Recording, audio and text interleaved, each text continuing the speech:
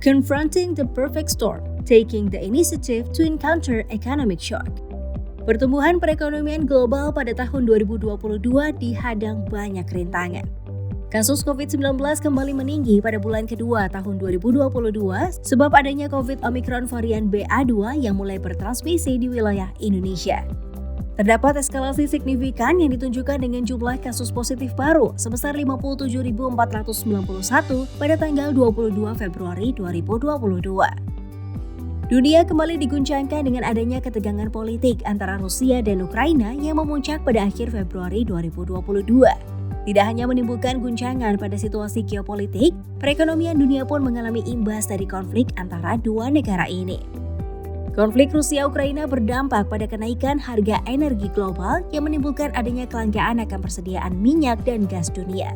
Selain itu, dampak invasi Rusia juga menyebar ke sektor produksi dan distribusi pangan. Berdasarkan data dari Food and Agriculture Organization, kedua negara yang terlibat perang berkontribusi atas 30% produksi gandum dunia. Di samping itu, perkembangan permintaan serta harga komoditas pangan substitusi seperti kedelai dan jagung juga terkena dampak negatif. Status Rusia sebagai salah satu produsen pupuk utama di dunia menghambat proses produksi tanaman pangan global. Meskipun demikian, data mencatat bahwa baik Rusia maupun Ukraina saat ini hanya memiliki pangsa pasar kurang dari 1% terhadap Indonesia. Hal ini membuat lonjakan harga komoditas tidak terlalu berpengaruh pada Indonesia. Walaupun demikian, apabila situasi terus memanas, kemungkinan shock harus dapat diantisipasi. Kebijakan mega ekspansif yang diterapkan oleh Amerika Serikat juga turut memberikan efek negatif terhadap perekonomian global.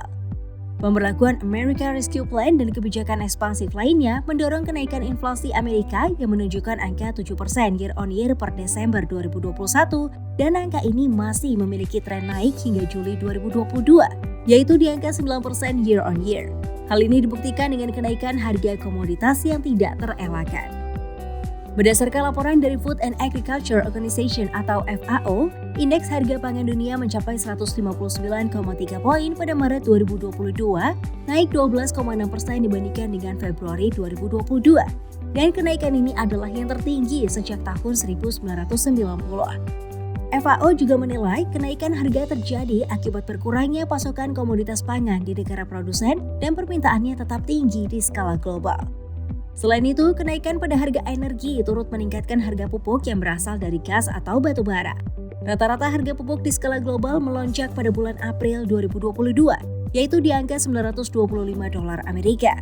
Mengutip dari data Bank Dunia, meskipun rata-rata harga pupuk urea global sudah turun ke level $601 Amerika per ton di bulan Juli 2022, harga pupuk urea saat ini masih jauh lebih tinggi jika dibandingkan dengan rata-rata harga 10 tahun terakhir yang hanya $321 Amerika per ton.